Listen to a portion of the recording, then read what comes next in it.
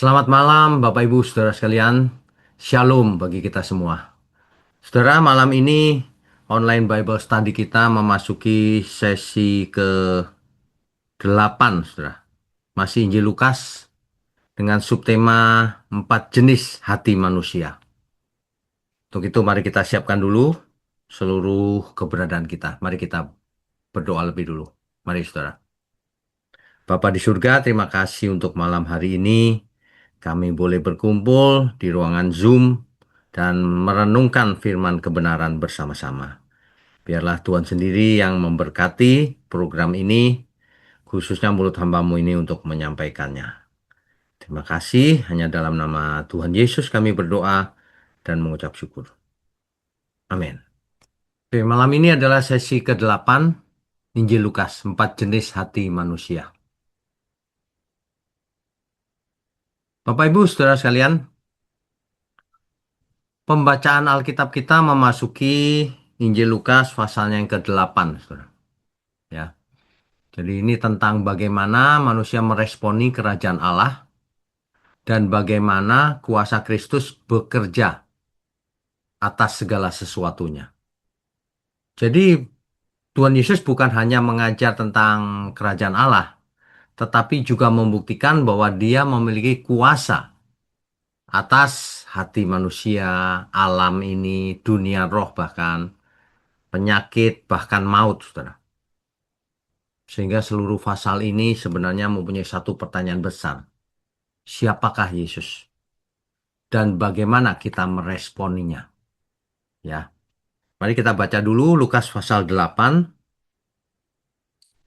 mulai dari ayat 1, saudara. Lukas pasal 8, dari ayatnya yang pertama. Saya bacakan ya. Tidak lama sesudah itu, Yesus berjalan berkeliling dari kota ke kota dan dari desa ke desa, memberitakan Injil Kerajaan Allah.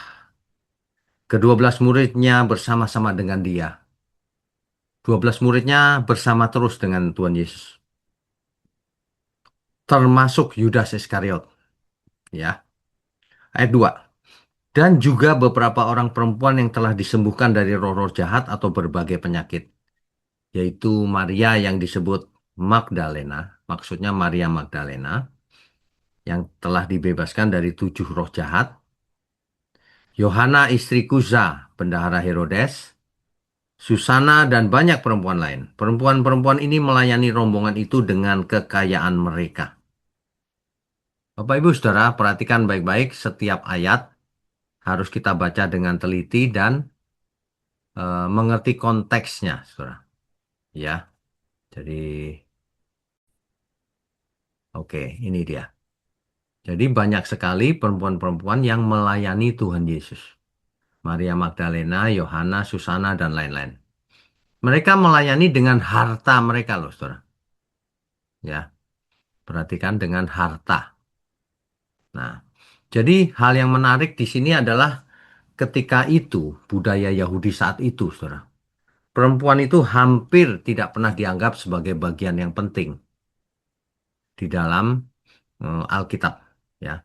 Namun, Lukas justru menempatkan mereka di awal pasal. Artinya, kerajaan Allah tidak dibangun berdasarkan status sosial atau gender, tetapi berdasarkan hati yang telah dipulihkan. Yang melayani disebut di sini malah perempuan-perempuan. Mereka yang pernah mengalami anugerah dan Tuhan mengalami anugerah Tuhan menjadi pendukung pelayanan Tuhan. Ya, jadi kalau seseorang sudah dapat anugerah, sudah selayaknya ia melayani. Aplikasinya gini, saudara. Orang yang benar-benar mengalami kasih karunia akan rela memberikan waktunya, tenaganya, uangnya, hidupnya untuk Tuhan. Kalau belum demikian, maka ia belum mengalami kasih karunia itu. Ya. Ayat 4 sampai 15, saudara. Ini adalah inti daripada subtema kita. Saya bacakan dulu ya. Ayat 4 sampai 15. Ayat 4, saudara. Ketika orang banyak berbondong-bondong datang, yaitu orang-orang yang dari kota ke kota menggabungkan diri pada Yesus, berkatalah ia dalam suatu perumpamaan. Saudara, Tuhan Yesus sering sekali mengajar lewat perumpamaan. Ya, adalah seorang penabur keluar untuk menaburkan benihnya. Pada waktu ia menabur, sebagian benih itu jatuh di pinggir jalan. Lalu diinjak orang, dan burung-burung di udara memakannya sampai habis. Ada yang jatuhnya di pinggir jalan. Dan benih itu diinjak orang dan burung di udara memakannya sampai habis. Sehingga tidak sempat bertumbuh. Nah, kemudian ayat 6. Sebagian lagi jatuh di tanah yang berbatu-batu. Ya. Dan setelah tumbuh, ia menjadi kering karena tidak mendapat air. Jadi ada yang tumbuhnya di batu-batu, nggak dapat air, jadi kering mati akhirnya. Ini tipe tanah yang kedua. Tipe yang ketiga, sebagian lagi jatuh di tengah semak duri. Ya. Dan semak itu tumbuh bersama-sama dan menghimpitnya sampai mati. Kena semak durinya jadi mati tumbuhannya, bijinya itu. Ya, oke. Yang kedelapan, saudara. Ayat 8 maksudnya. Ini adalah jenis yang keempat. Dan sebagian jatuh di tanah yang baik. Dan setelah tumbuh, berbuah 100 kali lipat. Setelah berkata demikian, Yesus berseru, siapa mempunyai telinga untuk mendengar, hendaklah ia mendengar. Murid-muridnya bertanya kepadanya, apa maksud perumpamaan itu? Lalu ia menjawab, kepadamu diberi karunia untuk mengetahui rahasia kerajaan Allah. Tetapi kepada orang-orang lain hal itu diberitakan dalam perumpamaan.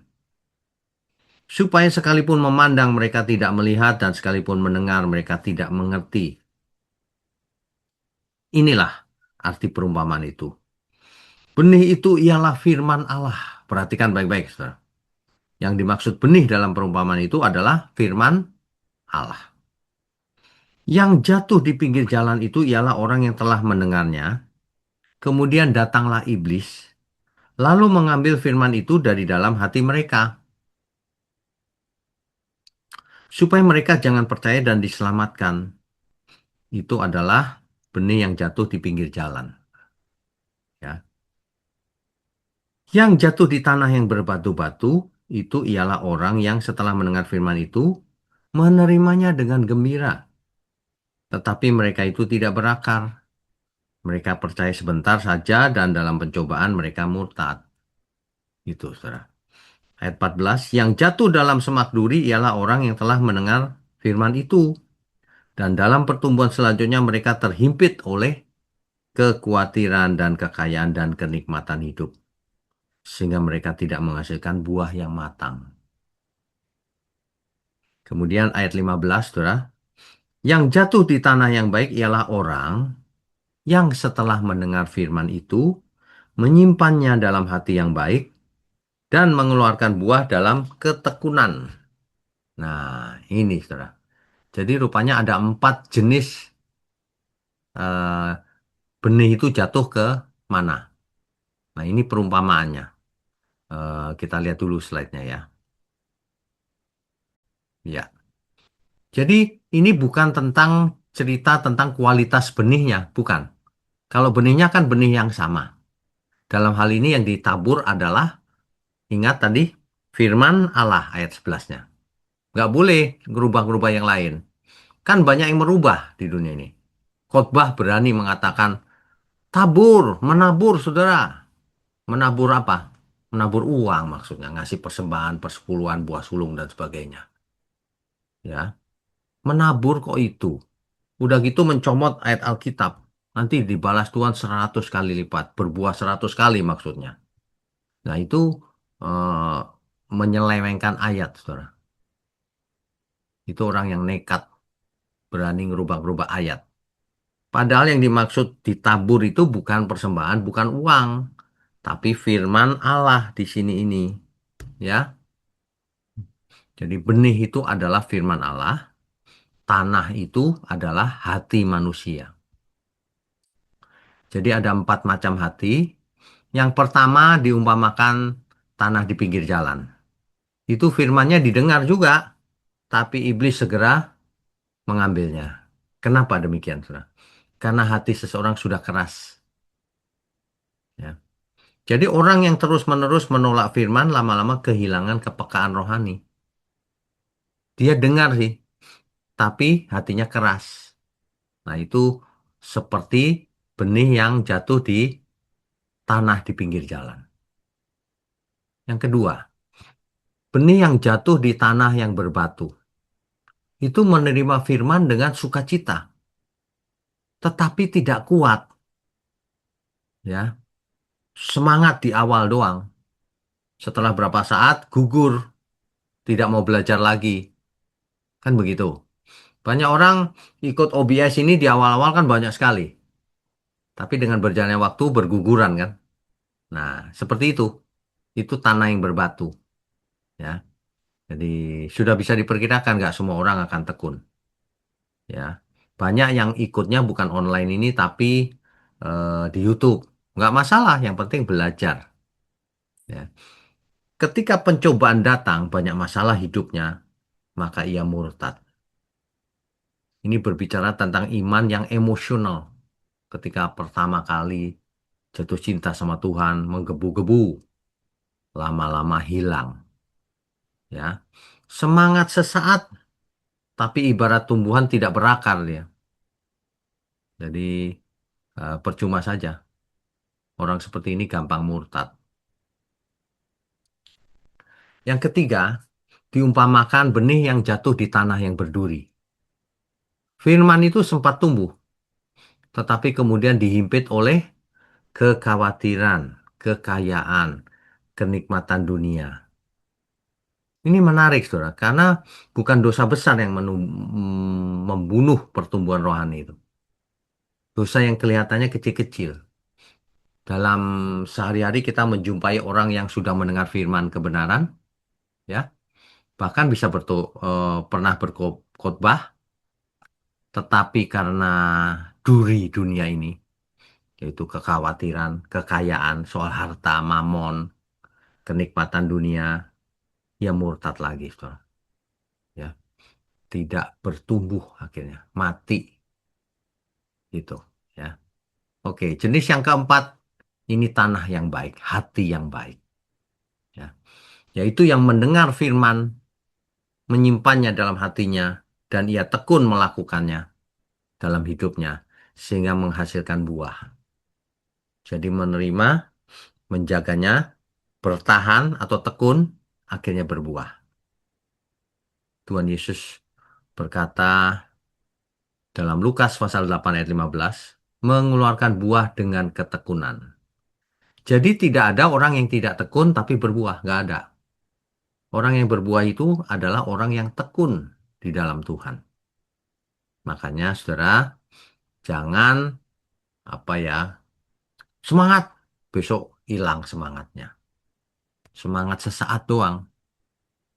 Buah ini bukan muncul karena talenta loh, saudara. Tapi karena ketekunan.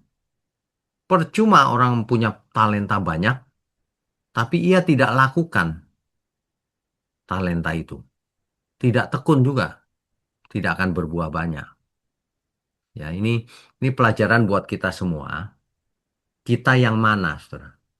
Nah, jadi malam ini kita harus bertanya sama diri sendiri. Kita itu yang mana? Apakah kita yang mendengar firman, lalu bertekun selamanya? Atau yang mana? Apakah kita itu, apakah ada di antara kita yang lebih mencintai kekayaan dunia ini, kenikmatan dunia ini, dibandingkan kebenaran firman, dibandingkan Tuhan? Nah, itu adalah, kalau iya, itu seperti terhimpit oleh semak duri tadi. Jadi banyak orang begitu, saudara. Cinta Tuhan, tapi begitu ditawarin yang tentang dunia, dia pilih dunia. Bahkan orang meninggalkan Tuhan Yesus melakukan kejahatan demi untung, dapat aset. Itu ada yang begitu, saudara. Nah, ini menyedihkan sih. Masa keselamatan kekal dibandingkan aset dunia ini, pilih aset dunia ini. Kan itu bodoh sekali, saudara. Ya. Tapi itulah yang terjadi. Makanya Tuhan Yesus mengajarkan ada 4 jenis tanah, yaitu 4 jenis hati manusia. Ya. Kemudian ayat 16 sampai 18. 16 sampai 18. Tidak ada orang yang menyalakan pelita lalu menutupinya dengan tempayan atau menempatkannya di bawah tempat tidur. Nggak ada. Pelita dinyalakan supaya menerangi sekelilingnya kan? Tetapi ia menempatkannya di atas kaki Dian. Kaki Dian, saudara, di atasnya supaya sekelilingnya terang. Supaya semua orang yang masuk ke dalam rumah dapat melihat cahayanya. Sebab tidak ada sesuatu yang tersembunyi yang tidak akan dinyatakan. Dan tidak ada sesuatu yang rahasia yang tidak akan diketahui dan diumumkan. Ya. Ayat 18. Karena itu, perhatikanlah cara kamu mendengar. Karena siapa yang mempunyai, kepadanya akan diberi. Tetapi siapa yang tidak mempunyai, daripadanya akan diambil. Juga apa yang ia anggap ada padanya. Kan begitu, saudara. Ya. Kalau orang tidak diberi talenta, tidak diusahakan, tidak dilakukan, maka talenta yang ada pun diambil. Tapi kalau seseorang memiliki talenta, memiliki tanggung jawab melakukannya, maka ditambah-tambahkan. Itu artinya ayat 18 ini. Gitu ya. Jadi firman yang diterima harus memancarkan terang. Karena itu perhatikanlah cara kamu mendengar. Bukan apa yang didengar aja, tapi bagaimana mendengarnya. Sebab sikap hati menentukan hasil. Ada 4 tadi ya, sikap hati ya. Nah gitu. Ayat 19 sampai 21. Ibu dan saudara-saudara Yesus datang kepadanya, tetapi mereka tidak dapat mencapai dia karena orang banyak. Orang memberitahukan kepadanya, ibumu dan saudara-saudaramu ada di luar dan ingin bertemu dengan engkau. Tetapi ia menjawab mereka, ibuku dan saudara-saudaraku ialah mereka yang mendengarkan firman Allah dan melakukannya. Ya, ini bukan berarti Tuhan Yesus menghina ibunya, bukan. Tetapi Tuhan sedang mengajar bahwa keluarga Allah itu bukan hanya secara biologis. Keluarga Tuhan itu tidak hanya secara biologis. Ya, kalau kita ada di dalam Tuhan, bersekutu bersama, kita keluarga, saudara. Itu Tuhan mau menjelaskan hal itu sebenarnya. Ya, oke, kita lanjutkan.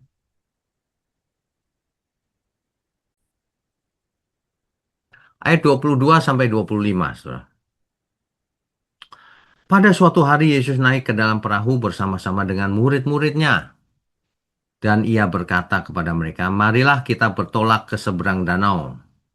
Lalu bertolaklah mereka. Dan ketika mereka sedang berlayar, Yesus tertidur, sekonyong-konyong turunlah taufan ke danau.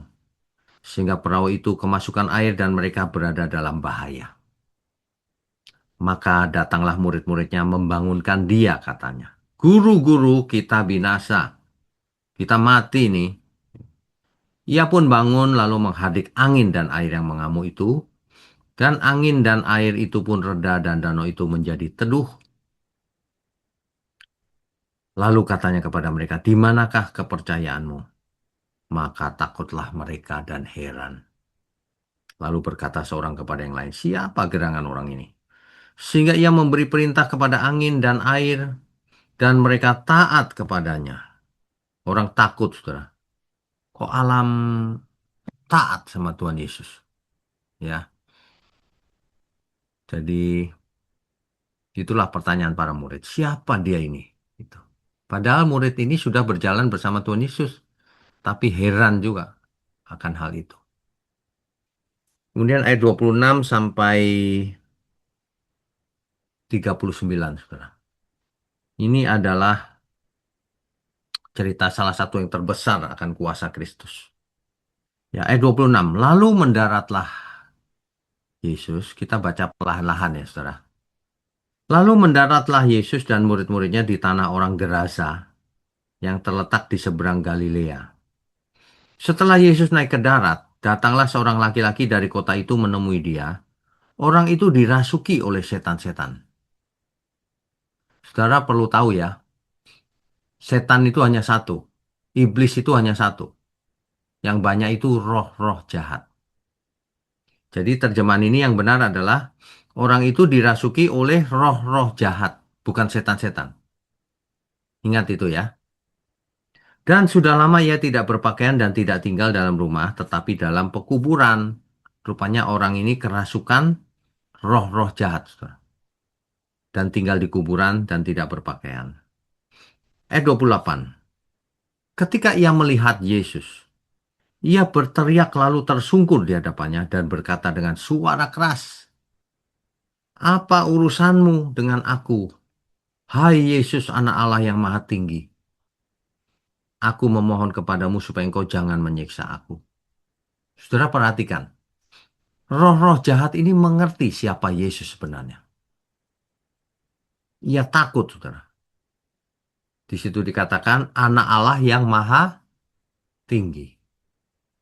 Nah, ayat 29. Ia berkata demikian sebab Yesus memerintahkan roh jahat itu keluar dari orang itu.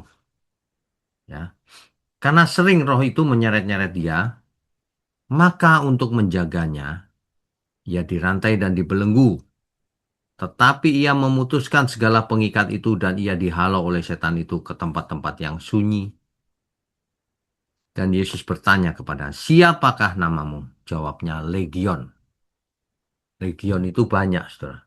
Sepasukan gitu artinya. Karena ia kerasukan banyak setan. Ini juga tidak tepat. Karena ia kerasukan banyak roh jahat yang benar. Ayat 31. Lalu roh-roh jahat itu memohon kepada Yesus, supaya ia jangan memerintahkan mereka masuk ke dalam jurang maut. Saudara, tidak jauh dari sana, adalah di sana sejumlah besar babi sedang mencari makan di lereng gunung. Lalu roh-roh jahat itu meminta kepada Yesus supaya ia memperkenankan mereka memasuki babi-babi itu. Yesus mengabulkan permintaan mereka. Lalu keluarlah setan-setan atau roh-roh jahat itu dari orang itu dan memasuki babi-babi itu. Kawanan babi itu terjun dari tepi jurang ke dalam danau lalu mati lemas. Perhatikan respon orang-orang yang melihat hal ini, saudara. Ayat 34. Setelah penjaga-penjaga babi itu melihat apa yang telah terjadi, maka mereka lari, lalu menceritakan hal itu di kota dan di kampung-kampung sekitarnya. Dan keluarlah orang-orang untuk melihat apa yang telah terjadi. Mereka datang kepada Yesus dan mereka menjumpai orang yang telah ditinggalkan roh-roh jahat itu duduk di kaki Yesus. Ia telah berpakaian dan sudah waras. Maka takutlah mereka. Orang-orang takut, saudara. Apa yang terjadi ini? Orang-orang yang telah melihat sendiri hal itu memberitahukan kepada mereka bagaimana orang yang dirasuki setan itu telah diselamatkan.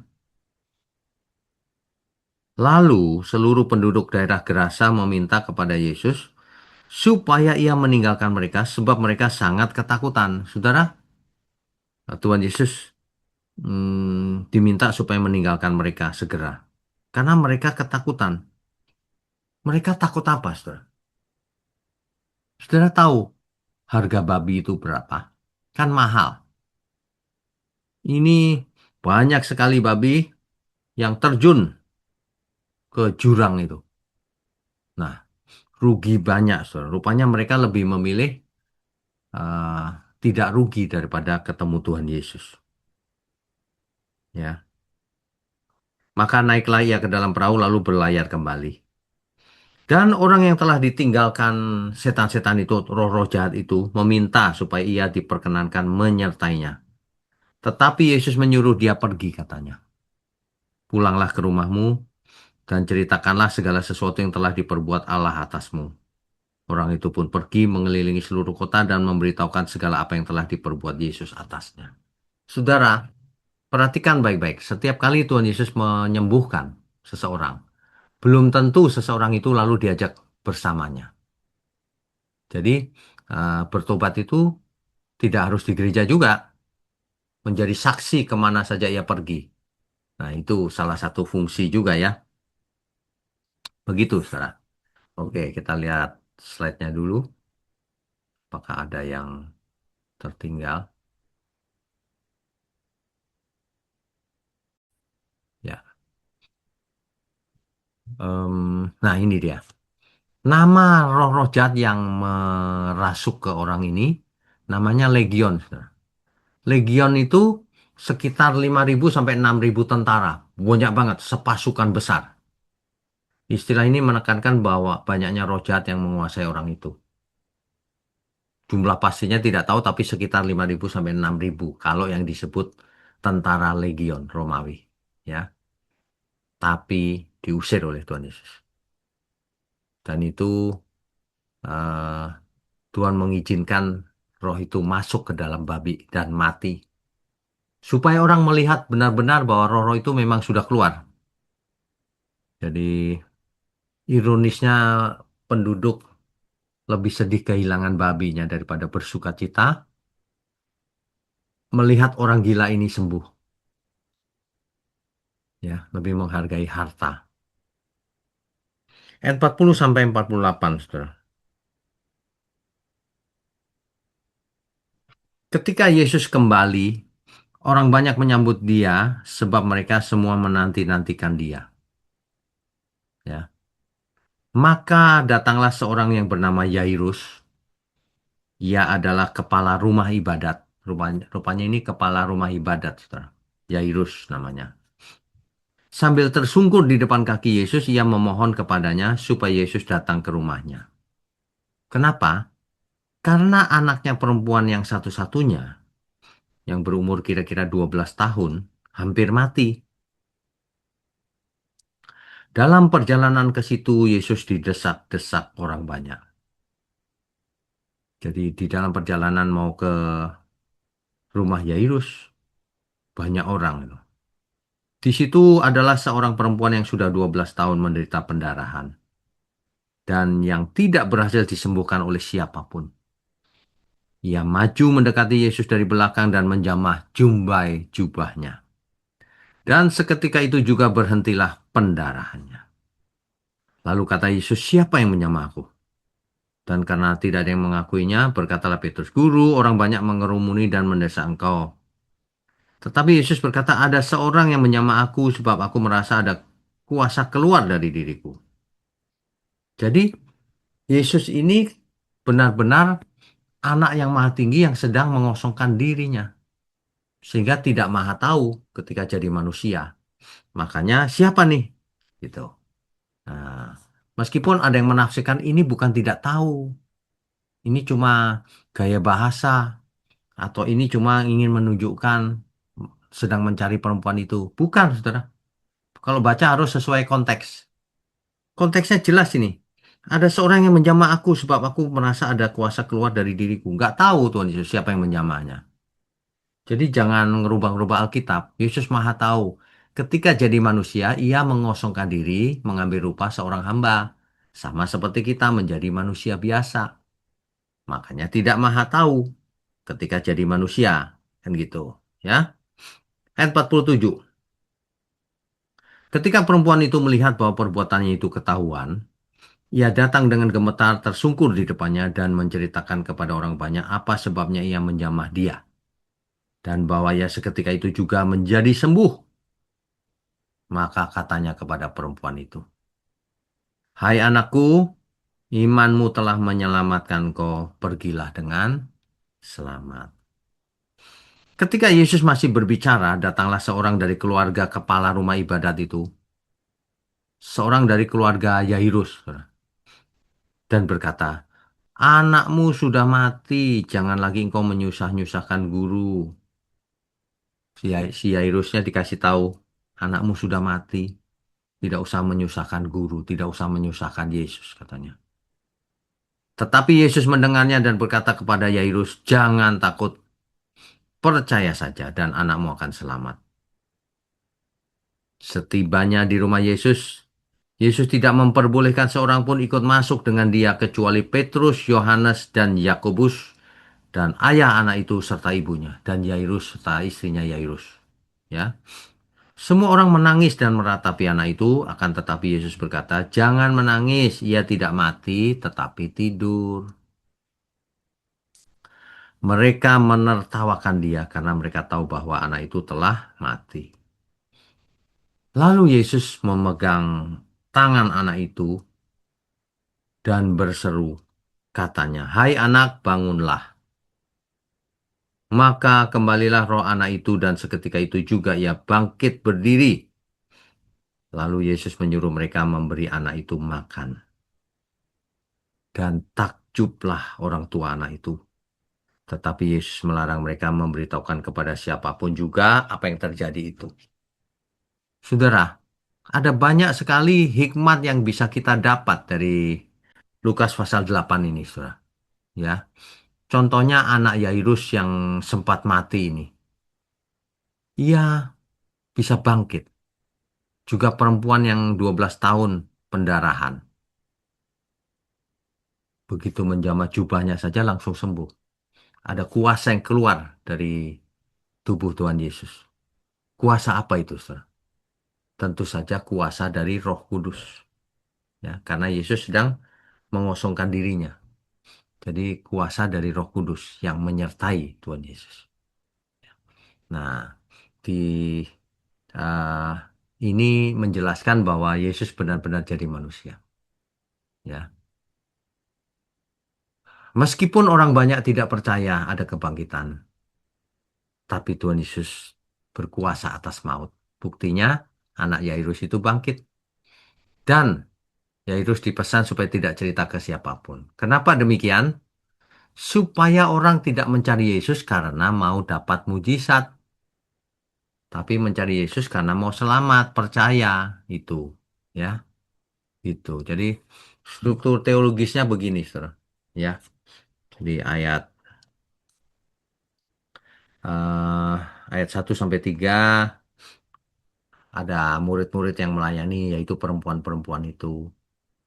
Kemudian kuasa Tuhan Yesus terhadap segalanya. Itu dari ayat 4 sampai habis. Di terakhir bahkan kuasa atas kematian. Kemudian pertanyaan besar ini terjawab, saudara. Apakah Yesus benar-benar Tuhan atas seluruh kehidupan? Jawaban dari Injil Lukas, ya. Sebab tidak ada satu wilayah pun yang berada di luar otoritas Tuhan Yesus.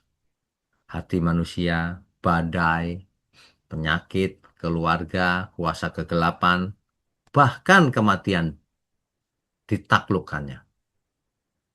Begitu, saudara. Ya, jadi kita dapat pelajaran ada 4 macam hati manusia, sikap hati manusia. Kita yang mana, saudara? Baik, kita lanjutkan dengan diskusi dan tanya jawab.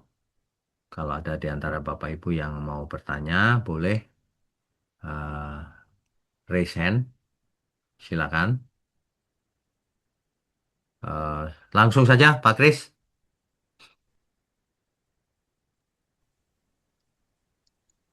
Halo malam Pak. Halo, malam. Ya, ini kesimpulan yang terakhir ini tadi kayak trigger Pak. Saya tahu-tahu kayak diingatkan ayat-ayat yang paralel itu Pak. Kita Ya, kan, saya minta izin, minta pendapatnya Pak Wik karena apa? Ini Mazmur 33 Pak. Cuma mungkin terjemahan Indonesia agak agak miss sedikit ini Pak. ya, Jadi saya kutip yang dari updated King James Version ya Pak ya. ya. Eh, ini berarti Mazmur pasal? 33 Pak. Oke. Ayat 4-nya, For the word of the Lord is right, and all his works are done in truth. Ya, Ini berbicara mengenai firman Tuhan. ya. By the word of the Lord, ayat 6, by the word of the Lord were the heavens made, and all the host of them by the breath of his mouth.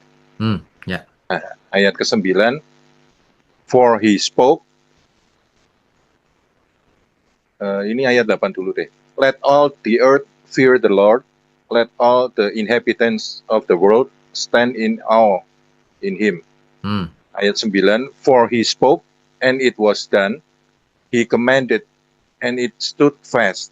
Ini ya, badai yang tadi ditenangkan ini paralel dengan yang ayat 9 kalau menurut saya, Pak. Nah, terus sebetulnya di dalam Mazmur 33 ini juga ada bahwa orang yang takut dan mencari Tuhan itu nanti yang tadi Tuhan Yesus bilang kepada orang lain diberitakan dalam perumpamaan, tapi kepadamu diberikan untuk mengerti perumpamaan-perumpamaan itu. Ini di ya, Mazmur 33 ini juga ada ini Pak. Jadi entah kenapa tadi tiba-tiba waktu Pak Wignya terakhir bacakan kesimpulan tadi, saya langsung kayak nyambung ke Mazmur 33 ini Pak. Karena ya, ini ayat 18 di Mazmur 33. ya, Behold, the eye of the Lord is upon them that fear him, upon them that hope in his mercy, ya, to deliver their soul from death and to keep them alive on famine. ya, Jadi kalau dibaca lebih teliti di leksikon itu juga kelihatan kalau Tuhan menyingkapkan seperti tadi yang Tuhan Yesus bilang perumpamaan itu Pak, ya, yang kepada orang lain tidak diberitahukan rahasianya, tetapi kepada orang-orang yang mencari Tuhan itu ya, diberitahukan. Menurut ya, Pak Wignya gimana Pak? ya. Jadi sebenarnya di kitab Mazmur itu ada banyak sekali nubuatan tentang Sang Mesias juga. Ya, Dan Tuhan Yesus sering mengutip dari kitab Mazmur juga, ya. Nah, cuman sayang terjemahannya seringkali truth diganti kesetiaan kalau di terjemahan ini. Jadi tadi Pak Kris kan bacakan tuh ya, contohnya ya, ayat 4 contohnya. Kalau ini kan dikerjakannya dengan kesetiaan, ya, padahal in truth gitu ya. Jadi tapi nggak apa-apa. Yang jelas kalau kita baca konteksnya itu akan dapat sih. Jadi ya. ada banyak nubuatan di Alkitab yang mungkin orang tidak terpikir, tapi itu paralel. Memang begitu, Pak. Pertanyaannya Petrus tadi Pak, siapakah orang ini sehingga alam pun mentaatinya gitu? Itu yang tiba-tiba kayak kalau dulu zaman saya kecil ada film Star Trek itu yang di beam itu loh Pak, kayak Hmm. kayak dikirim pakai pakai beam itu loh Pak. Oh, iya, iya. Hmm. Tiba-tiba pindah-pindah ke dimensi yang Tele paralel. Ya, teleport. ya, ya teleport gitu. Jadi tiba-tiba loh, ini waktu Petrus tanya itu kok kayak menggelitik. Padahal di Mazmur 33 sebetulnya berarti sudah pernah diceritakan gitu Pak. Jadi Iya, tadi waktu Pak Wignya nyeritakan mengenai perumpamaan itu, saya seperti diingatkan kalau kita lagi berlibur di pegunungan itu Pak, lihat iya. lembah. Hmm. Jadi kayak Tuhan itu kayak mau menceritakan ke kita, pandangan kita mestinya kayak di dimensi yang berbeda, karena Tuhan menceritakan ke kita hal yang tidak bisa kita mengerti dengan padanan di dunia, makanya Tuhan cerita dalam bentuk perumpamaan. Iya, Jadi seperti kalau kita berlibur di gunung, kita ngelihat ke kota, ke bawah itu kayak ada, harusnya kita bisa melihat pemahaman yang berbeda itu loh Pak. iya. Menurut Pak Wiknya Nah, gimana? iya. Seringkali Alkitab itu firman Tuhan itu memakai apa yang ada di dunia ini untuk menjelaskan. Jadi misalnya apa ya? Untuk sesuatu yang figuratif dipakai peristiwa-peristiwa di dunia ini, misalnya cakrawala menceritakan kemuliaan Allah, misalnya lagi yang tadi itu eh, ada seorang penabur yang ditabur adalah firman Allah. Nah, semua itu sebenarnya untuk menjelaskan. Jadi perumpamaan itu bukan untuk mempersulit juga, bukan. Untuk menjelaskan, cuman caranya lewat perumpamaan. Supaya semua orang mengerti. Itu saja orang tidak mau mengerti. Orang Farisi, ahli Taurat selalu menentang. Kalau dijelaskan, gitu. Ya Pak, itu saja Pak saya Pak. Ya, oke. Makasih Ya, Pak Tuhan berkati. berarti Pak. Malam ini tidak banyak pertanyaan karena mungkin sudah familiar dengan apa namanya perumpamaan tentang penabur ini ya. Ya, cuman yang perlu diingat adalah kalau saudara mendengar di gereja tiba-tiba, mari menabur, itu bukan perumpamaan ini, saudara. Kalau perumpamaan ini yang ditabur itu firman, bukan uang. Ya, jangan mau diplesetkan nanti dibalas Tuhan 100 kali, 60 kali, 30 kali, salah itu. Nggak ada itu di Alkitab. Oke, berikutnya Pak Irwan, silakan. Shalom Pak Gino. Shalom. Pertanyaan saya adalah mengenai Lukas ini di satu pihak dengan murid-murid Yesus mengenai badai yang Yesus bilang apa percaya, tapi di lain pihak adalah orang-orang yang berbagai backgroundnya itu dari perwira, ibu-ibu dan semuanya itu lebih percaya. Jadi sepertinya perbedaan ekstrim dalam hal ini. Yang dekat justru kurang percaya, yang jauh-jauh yang beragam background justru percaya. Apa Ya, bisa begitu? Dan percaya saja itu sepertinya sesuatu yang sangat sangat apa pesannya sangat kuat gitu, Pak. ya, ya. Seperti contohnya seorang perwira, Pak, perwira Romawi, yang ingat nggak yang lalu ada seorang perwira Romawi, hambanya sakit, Iya, iya, Pak. ketika Tuhan Yesus mau datang, nggak usah katakan sembuh pasti sembuh. Sehingga Tuhan Yesus dicatatkan, Yesus heran melihat seperti ini. Iman di Israel saja nggak ada yang seperti ini gitu. Memang ini ironi, banyak ironi, Pak. Ia datang kepada milik kepunyaannya, tapi milik kepunyaannya tidak menerimanya. Waduh, menolak malah. Apakah kita bisa menarik benangnya juga dalam arti Pak, ini Yesus ini sebenarnya ajarannya segala itu untuk semua orang dalam arti siapapun mereka backgroundnya, tidak peduli asal mereka percaya saja mereka akan dapatkan iman yang kuat gitu. Iya, Itu benar. saja yang diperlukan. Iya, benar. Makanya Tuhan Yesus bicara dengan orang Farisi ahli Taurat tentang siapa anak Abraham. Bukan yang secara genetik, tapi yang melakukan, yang hidup oleh iman. Itulah yang disebut anak Abraham. Nah, ini yang membuat orang-orang Israel atau para tokoh agama itu tidak suka sama Tuhan Yesus. Karena merasa tersinggung terus mereka itu. Jadi terhubung juga dengan misalnya tanpa perbuatan iman itu mati gitu Pak. Ya, bisa juga. Bisa juga. Jadi jangan sampai agamawi saja. Di samping itu memang legalistik Pak musuhnya itu. Orang agamawi itu biasanya legalistik. Kalau sabat nggak boleh melakukan apapun gitu. Padahal sabat diadakan untuk manusia, bukan sebaliknya. Maka Tuhan Yesus memberi contoh di hari Sabat, ia menyembuhkan orang sakit, mengampuni dosa. Apa saja boleh yang baik, kan gitu. Baik Pak, Ya, terima kasih oke. Pak. Ya, God Tuhan bless. berkati Pak.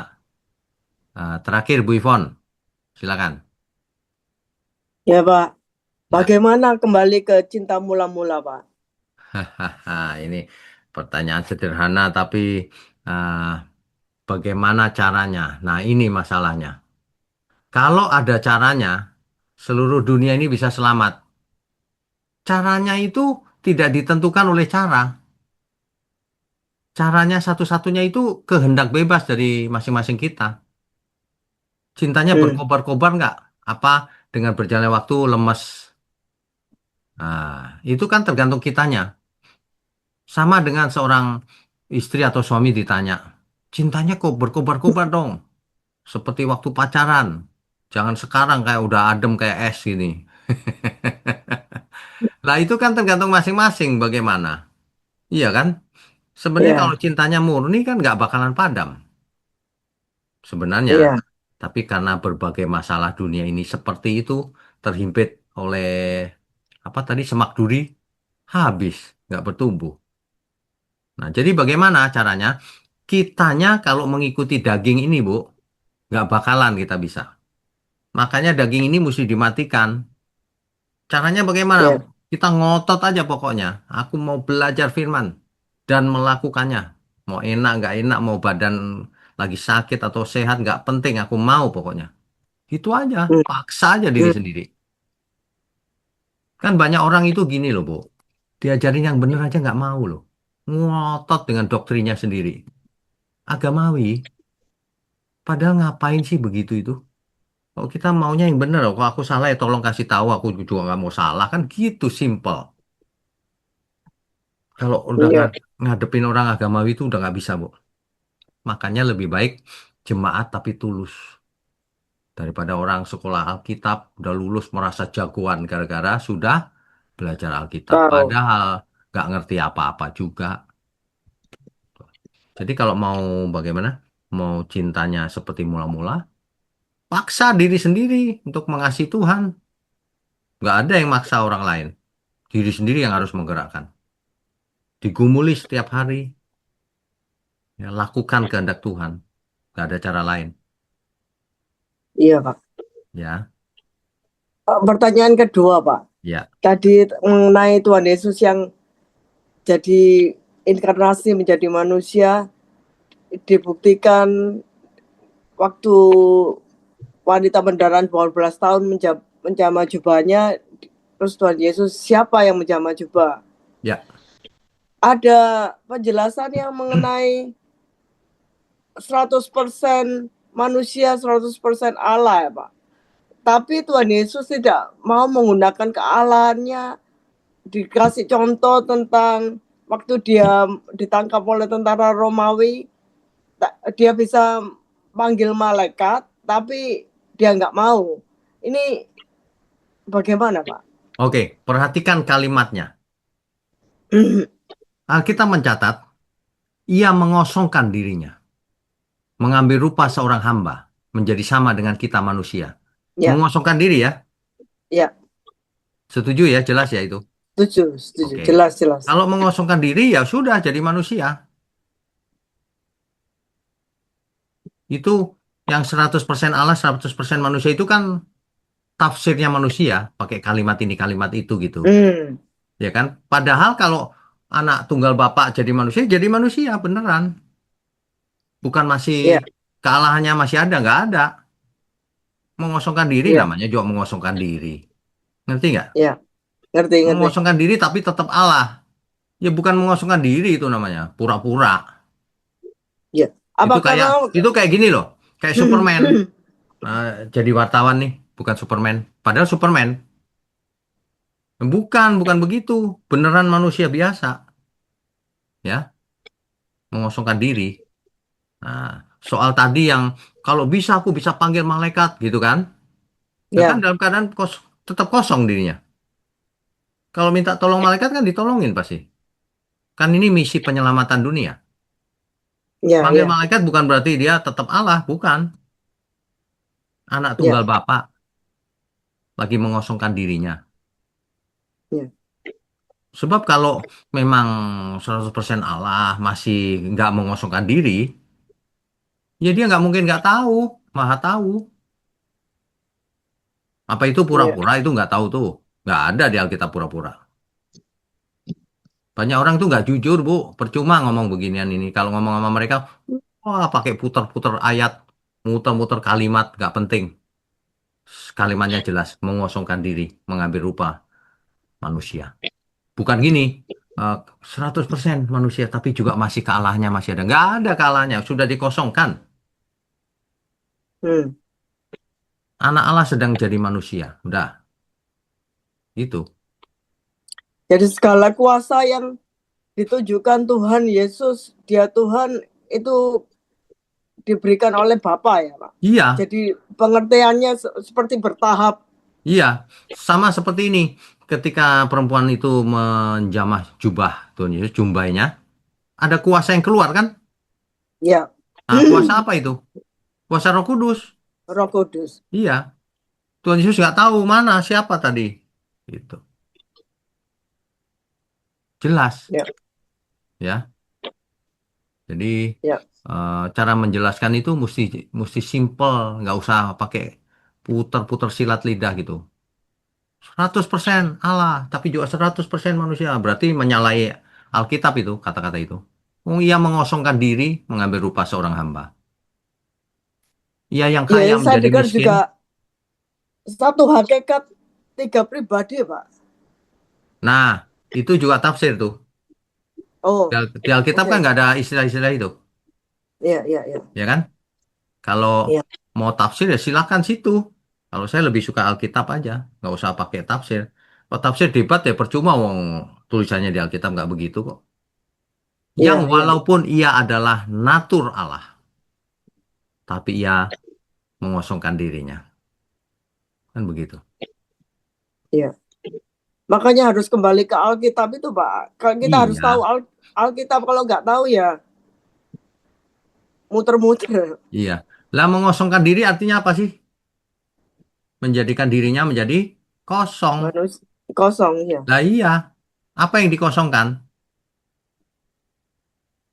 Kemuliaannya sebagai Kealahannya. anak Allah yang maha tinggi. Kan gitu kan? Iya, Ya kalau itu nggak diterima ya kita nggak usah diskusi. Wong Alkitab ngomongnya begitu, gitu. Saya perhatikan orang-orang itu main pokoknya, gitu. Nggak usah pakai gitu-gitu. iya, Justru itu menjadi teladan. Ya jadi manusia seperti kita sehingga kita nggak bisa alasan dia kan Tuhan. Iya, tapi mengosongkan diri. Sama seperti kita, yang dalam segala hal disamakan dengan saudaranya. Kan kalimatnya begitu Alkitab. Saya heran iya, kadang-kadang ada orang berani melawan Alkitab. Itu banyak sekali teolog yang melawan Alkitab tuh. Merasa iya, benar lagi. Heran. Gitu iya, ya. iya, Pak. Oke. Tuhan berkati. Makasih, Pak. Tuhan berkati. Tuhan berkati. Izin, Mbak. Ya. Saya belajarnya metodologi pertanyaan Bu Ivon yang pertama tadi, Cinta Hmm. Mula-Mula, Pak. Ya. Itu saya belajarnya dari Rasul Petrus, Pak. Karena Rasul Petrus itu kan di saat terakhir menyangkal 3 kali, Pak. Ya. Yang di 2 Petrus 1 ayat 8 itu kesimpulan metodologinya, Pak. Hmm. Saya bacakan, izin, Pak. Hmm. Sebab apabila semuanya itu ada padamu dengan berlimpah-limpah, kamu akan dibuatnya menjadi giat dan berhasil dalam pengenalanmu akan Kristus Yesus Tuhan kita. Ya, jadi yang penjelasan metodologinya mulai dari ayat 3 itu, Pak, 3 sampai 7. Hmm. Kalau saya itu, Pak. Ya. Itu, Pak.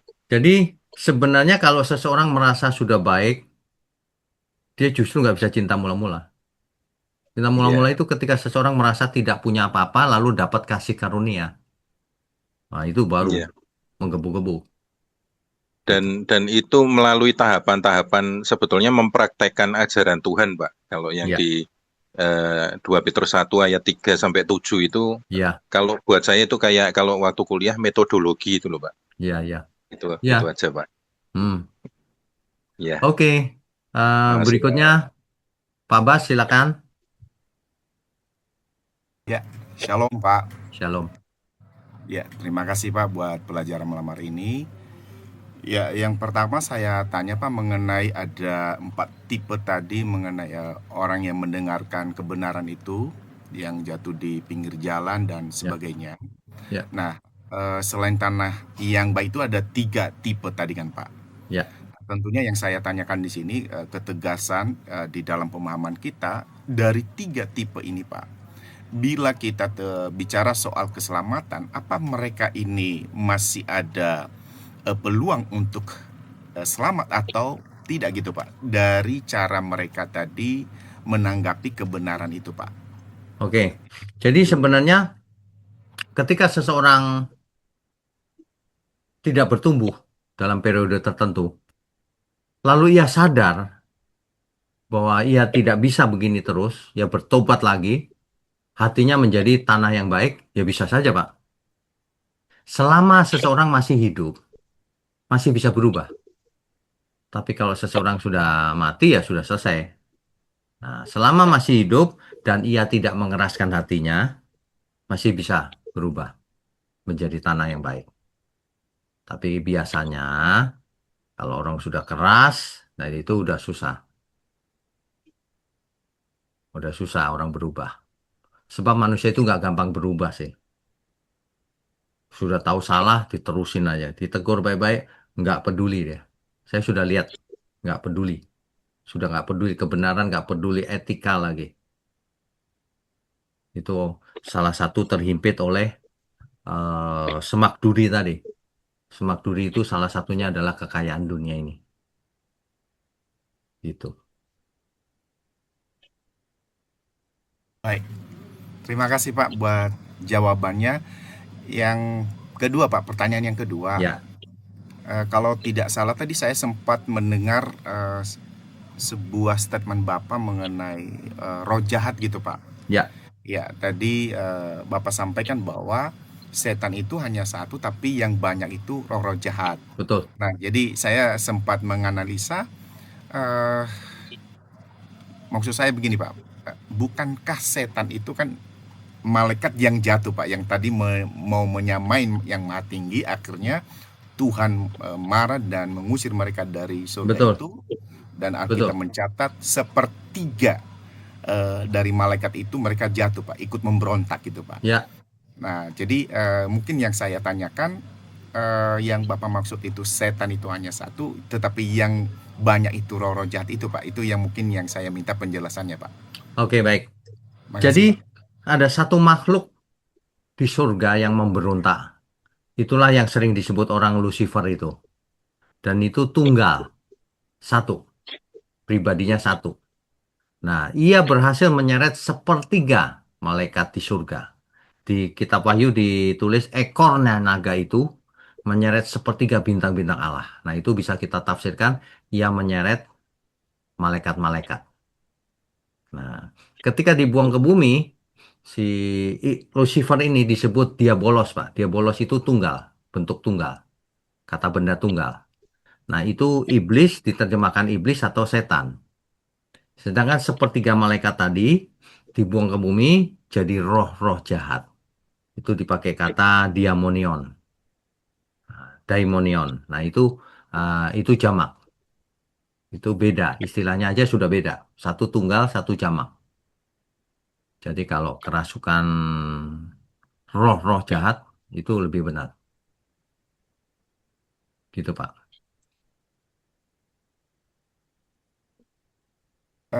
Maaf ya Pak, saya mau dalami lagi Pak. Boleh, boleh. Tapi roh jahat itu kan bisa kita sebut setan juga kan Pak? Eh, Sebenarnya bukan setan. Kalau kita pakai istilah yang di Alkitab, Satan itu satu, Pak. Satanas. Teks asli Alkitab pakai kata Satanas di Perjanjian Baru. Nah, itu satu. Yang di Perjanjian Lama, yang di kitab Yehezkiel dan Yesaya, itu juga tunggal bentuknya. Nah, jadi satu. Sedangkan kalau roh-roh jahat itu banyak.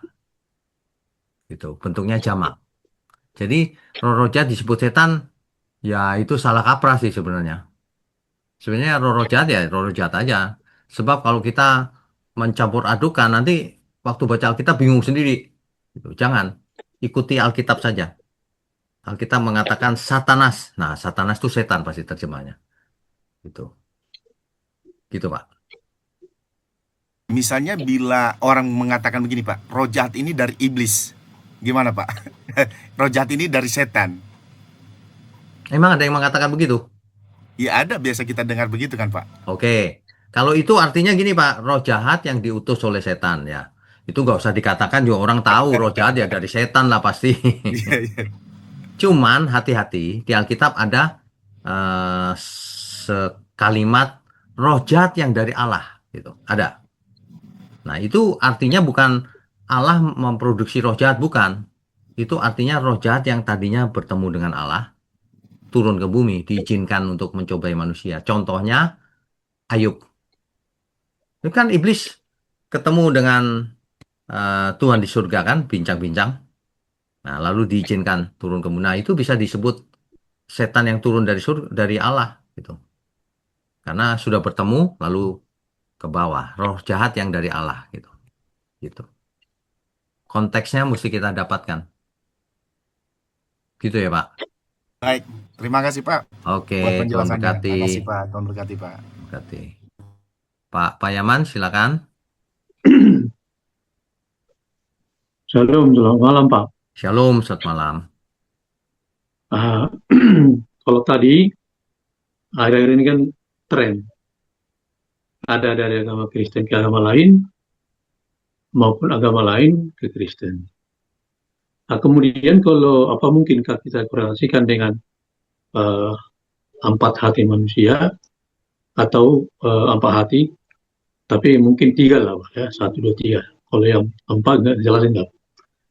Nah, yang berpindah itu ke seberang dan yang dari seberang ke Kristen, bisakah yang mana kira-kira pendekatannya ini sehingga ini berkorelasi? Bagaimana Pak? Makasih Pak. Oke.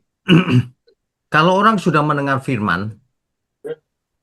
lalu ia pindah gara-gara kawin, ya, kawin Ya, dapat jabatan dan sebagainya, ya itu yang terhimpit oleh duri tadi, Pak. oh, Duri-duri, semak duri itu mewakili kenikmatan dunia, kekayaan. Nah, itu salah satunya itu.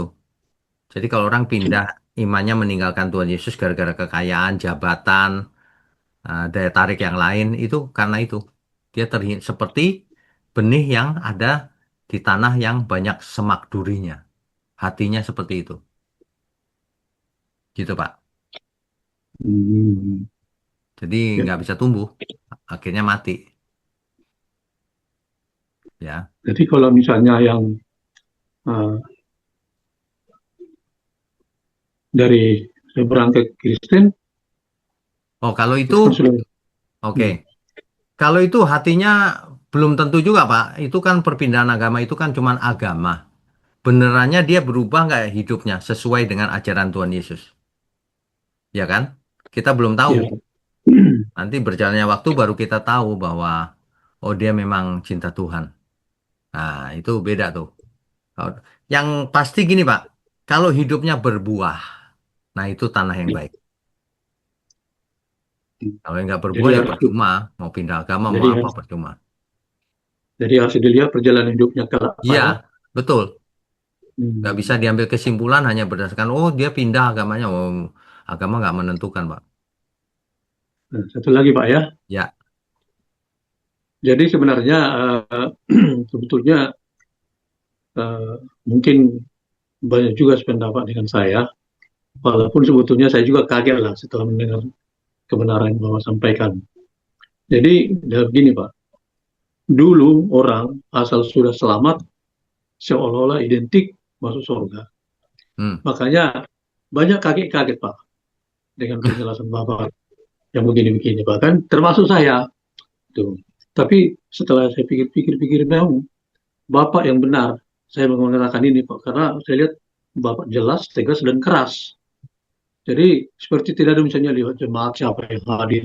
Kadang-kadang kan bisa terjadi gitu kan Ya, subjektivitasnya. ya, Nah, ya. jadi pertanyaan saya Pak, kalau begitu dengan pemahaman-pemahaman tadi, karena kalau kita jelaskan juga dengan seperti penjelasan biasa, yang penting aku udah selamat. Aduh, kartu mati Pak kan. Nah, jadi Maksudnya, dalam hal ini, maksudnya gini, Pak. Yang penting aku sudah Kristen pasti selamat. Maksudnya gitu ya? iya Pak. Ah, Ya, jadi ya, maksud saya pertanyaan saya Pak, ya. kira-kira definisi keselamatan ini dengan pemahaman-pemahaman yang ada selama ini yang Bapak jelaskan ya, kalau kita urut penebusan dari kayu salib, Roh Kudus, firman Tuhan, kemudian penggarapan hidup ataupun pembentukan. Kira-kira definisi keselamatan itu mungkin ada mungkin semacam redefinisi atau bagaimana sehingga pengalaman yang selama ini nanti pelan-pelan bisa menjadi keliru gitu Pak. Makasih Pak. Ya, ya, baik. Jadi sebenarnya yang namanya keselamatan itu bukan hanya nanti kita masuk surga, bukan hanya itu. Keselamatan itu suatu proses panjang di mana seorang manusia mengalami transformasi dari yang duniawi menjadi surgawi. Itu kan butuh proses panjang, Pak. Oleh apa perubahannya? Oleh firman Tuhan. Dipimpin Roh Kudus. Jatuh bangun. Jadi lewat hidup. Digemblengnya lewat hidup. Jadi yang tadi pasti selamat itu saya mau sampaikan Bapak nanti baca Yakobus pasal 2 ya dari ayat 14 sampai 26, Pak. Yakobus pasal 2 ayat 14 sampai 26. Saya bacakan ayat 24 dan 26-nya saja ya. Ayat 24. Ya. Jadi kamu lihat bahwa manusia dibenarkan karena perbuatan-perbuatannya dan bukan hanya karena iman. Kenapa demikian? Sebab seperti tubuh tanpa roh adalah mati, demikian jugalah iman tanpa perbuatan-perbuatan adalah mati. Bapak bayangkan orang sudah jadi Kristen merasa selamat, padahal tidak pernah berbuat apa-apa, tidak pernah melakukan kehendak Tuhan. Padahal judi jalan terus, minum keras, minuman keras jalan terus, mabok jalan terus. Mana bisa selamat, Pak? Apa definisinya selamat? Padahal perintah Tuhan, kuduslah kamu sebab aku kudus. Jelas harus hidup kudus. Ya, sebab seperti tubuh tanpa roh adalah mati, demikianlah jugalah iman tanpa perbuatan mati, Pak, imannya. Meskipun Kristen. Jadi Kristen belum tentu selamat. Iya, iya. Kan Kristen cuma KTP-nya, Pak. Cuma KTP-nya aja Kristen. Cuma hari Minggu ke gereja. Jalan setiap hari jahat sama sesama. Nggak jujur sama istri dan sebagainya. Bagaimana mau selamat? Memangnya Tuhan bisa dipermainkan? Nggak bisa, Pak. Ya. Bahkan diingatkan di Roma pasal Roma. Nih dicatat lagi ya, Pak. Roma pasal 8 ayat 12. Jadi saudara-saudara kita adalah orang berhutang. Tetapi bukan kepada daging supaya hidup menurut daging. Berhutangnya kepada roh supaya hidup menurut roh. Jika tidak, tidak selamat. Satu lagi, Matius 7 ayat 21 sampai 23 contohnya. Bukan setiap orang yang berseru kepadaku Tuhan, Tuhan yang akan masuk ke dalam kerajaan surga. Melainkan dia yang melakukan kehendak Bapakku yang di surga. Yang melakukan, Pak.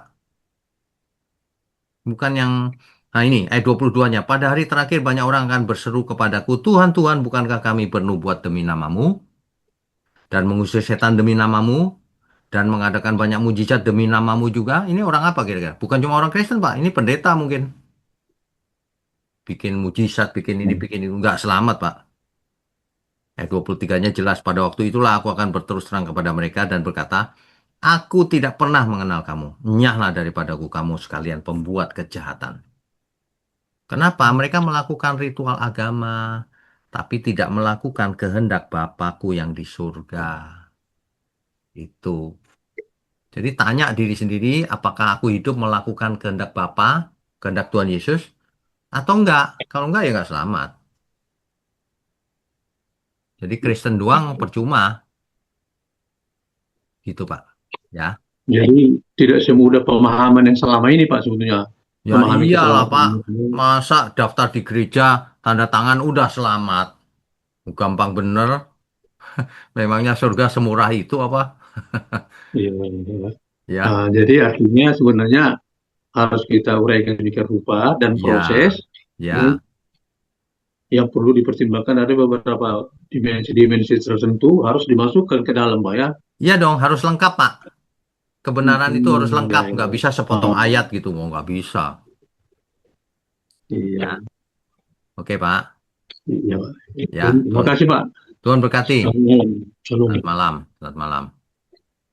Pak Pak Mulyono, silakan. Malam Pak Punya. Malam. Pak meneruskan pertanyaan tadi mengenai kerasukan roh jahat itu Pak. Ya. Itu berarti bisa Pak ya, ada manifestasi dunia roh ke dunia fisik ya. Jelas Itu jembatannya seperti itu Pak. Jelas bisa. Itu contohnya. Jadi jembatannya bisa berupa ini ya, tubuh kita ini Pak ya. Iya, Kalau betul. antara roh dengan dunia fisik. Betul. Jadi begini, Pak. Bapak nanti dengarkan khotbah saya yang hari Minggu yang lalu ini tentang okultisme. Jadi kalau santet itu dikirim, Pak, masuk ke tubuh seseorang, Pak. Bagaimana menjelaskannya? Ada di sendi-sendi dengkulnya itu ada paku. Kalau dimasukkan secara normal kan bagaimana caranya? Ya kan? Ada paku di tengah-tengahnya, Pak. Iya, ya. Nanti dengan okultisme. Itu kan benda, Pak. Tapi kita tadi ini kalau kerasukan orang kerasukan berarti roh jahat tuh masuk kan ke dalam tubuh Betul, orang itu kan. betul. Roh jahat bisa masuk. Hmm. Bapak Itu pernah sama lihat dengan, orang kerasukan nggak? Bapak pernah lihat nggak? iya ya tahu. Nah iya, Ya. itu Enggak, kerasukan, Pak. maksud saya itu juga sama dengan Roh Kudus yang masuk di dalam tubuh kita, sama kira-kira. Kalau Roh Kudus kita nggak pakai istilah kerasukan, Pak. Roh Kudus tinggal bersama kita. Hmm. Ya Ya. tapi kan sama kan, masuk ke dalam tubuh gitu kan Pak. Oh iya, sama menguasai diri kita, tapi bukan Iya. mengambil alih. Beda, Pak. Bukan mengambil alih kesadaran. Kalau orang kerasukan kan kesadaran hilang. Kalau Roh Kudus nggak. Hmm. Ya biarkan kita sadar, tapi mau dipimpin oleh Roh Kudus. Hmm. Tapi cara masuknya sama ya Pak ya, kayak gitu ya. Cara Dalam masuknya kan dunia kita nggak bisa. kekekalan dan jasmani. Cara masuknya kan kita nggak bisa bahas, Pak. Itu kan roh. Bagaimana masuknya? Lewat kuping, lewat hidung, kan nggak ada. Enggak, itu maksudnya kan kehendak roh kan yang masuk. Iya, Juga roh betul. jahat itu kan masuk ke orang itu kan juga ke kehendaknya roh jahat itu juga kan Pak. Iya, betul. Sama kan Pak. Betul. Cara kerjanya kan sama seperti itu kan. Iya, betul. Karena kehendak. Betul. Hmm. Iya, iya. Tapi orang percaya tidak bisa dirasuk, Pak. Ya, terus ada satu lagi Pak. Ya. Biasanya kan satu dengan satu kan. Ini kan dengan banyak. Legion tuh katanya Pak itu tadi 5.000 sampai 6.000 tentara gitu. Ya. Dalam satu tubuh. Bisa Ya. seperti itu Pak. Bisa. Bisa. Hmm. Ya.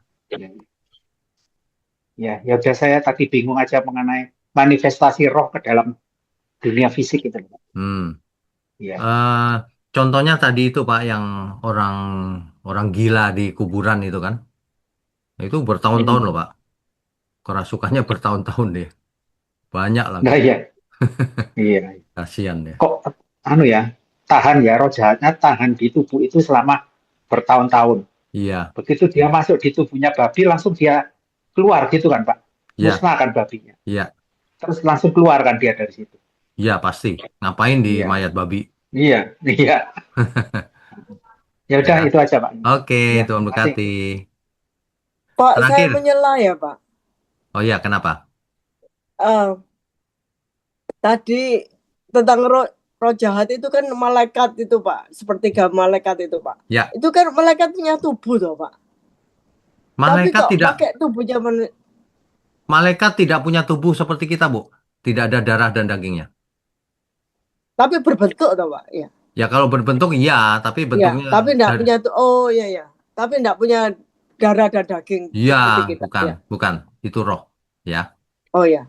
Satu lagi Pak. Ya. Saya punya tante itu kan bisa, kan mereka percaya agama lain, jadi dia panggil dewa toh, Pak. Ya. Jadi masuk ke tubuhnya dia jadi sewaktu-waktu bisa masuk Pak kalau Ya. dia panggil. Ya. Tapi dia sadar loh Pak. Jadi itu rohnya ngomong apa itu dia sadar loh Pak. Iya enggak? Ya memang begitu. Ada yang sadar, ada yang tidak. Terserah Oh, rohnya itu. jadi terserah rohnya ya Pak. Iya. Ibu pikir begini, tukang ramal Ya. itu kan ada roh lain tuh yang kasih tahu dia. Oh iya Pasti iya roh iya. jahat iya. itu. Tukang ramalnya Iya, kan iya. sadar. Sadar ya ya ya. Iya, makanya. Ya. Iya. Oke. Wah. Iya, makasih Pak. Ya, Tuhan berkati. Terakhir ya, Ibu Evi. Ibu Evi yang mana nih? Silakan, bisa nggak? Unmute.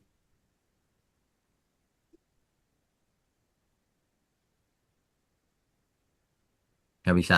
Oke. Selamat Oh, malam bisa. Pak Tanto. Selamat malam. Menarik sekali. Tadi disebutkan orang yang tidak melakukan kehendak Tuhan berarti ya sama aja melawan Tuhan. Ya. Ya.